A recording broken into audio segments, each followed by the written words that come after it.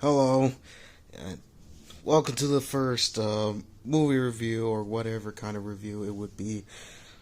But so today's review, we're gonna be reviewing an old movie from 20 years ago, and and one of the early 2000s first superhero movies, and actually the first succeeded superhero movie called Spider-Man.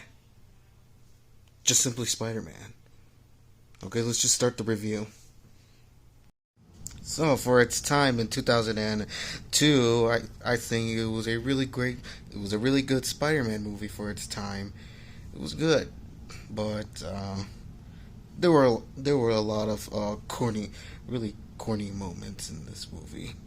I think the most corniest thing in this movie is the romance between Peter and MJ. Those are the most corniest moments in the movie, even though it's the romance. But still, like the lines and dialogue in that are kind of weird. The cool part about this is that it finally gets to be in the big screen after many years of delays and new directors, writers, scripts, and all that. We finally got this on the big screen for the first Spider-Man movie on the big screen.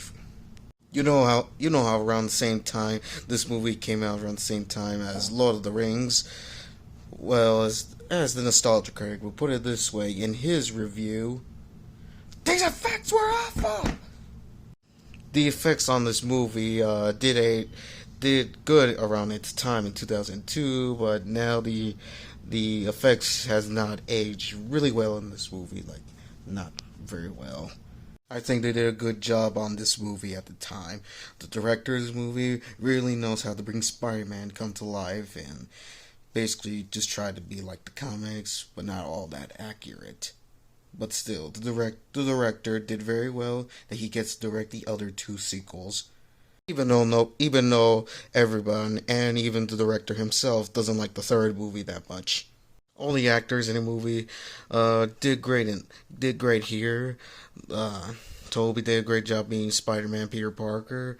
Uh, did good as Green Goblin Norman Osborn, and everyone did very well. There was a lot of weird lines in the movie, like when after Spider-Man saved MJ from these thugs, she said, "I think I have a superhero stalker." I was like, "Who talks like this?" And she has been interested in three other guys in this movie so far. Like another thing about Mary Jane is that she's been interested in three guys in this movie.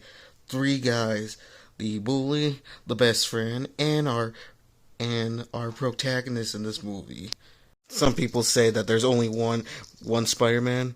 Well, there are multiple Spider-Man out there. This one is one of them. This is another Spider-Verse, another universe. I think the most cheesiest line in the movie is when Green Goblin said to Spider-Man, "We'll meet again, Spider-Man." That from the cheesiest lines of the comics.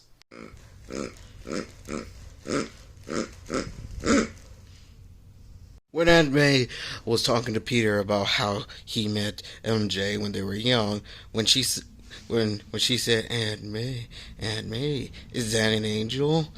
I do not like how it has direct parallels to to the Star Wars prequels. The Green Goblin is a great Spider-Man movie in the villain. No wonder why they brought him back in No Way Home. And even though his costume looks Pez dispenser, and he looks like an evil drunken Power Ranger in this movie. J.K. Simmons as J. Jonah Jameson was the best casting ever made for a comic book movie. No wonder why they brought him back in the newer Spider-Man movies. All the cast in the movie were great. Toby, Christian, James, Willem, J.K. Everyone in this movie were great. Did their acting great in this movie. Even though this movie has some flaws, but it was still it was still a good and enjoyable Spider-Man movie. Yeah, it's a really enjoyable Spider-Man movie. I give this movie a an 8 out of 10 for this. Same for me here. I agree with you. Well, I think that's good enough for our first review here. I don't know. We'll probably do more reviews someday in the future, and possibly some video game reviews. So yeah, that's the end of the Spider-Man 2002 Spider-Man review. So yeah, bye.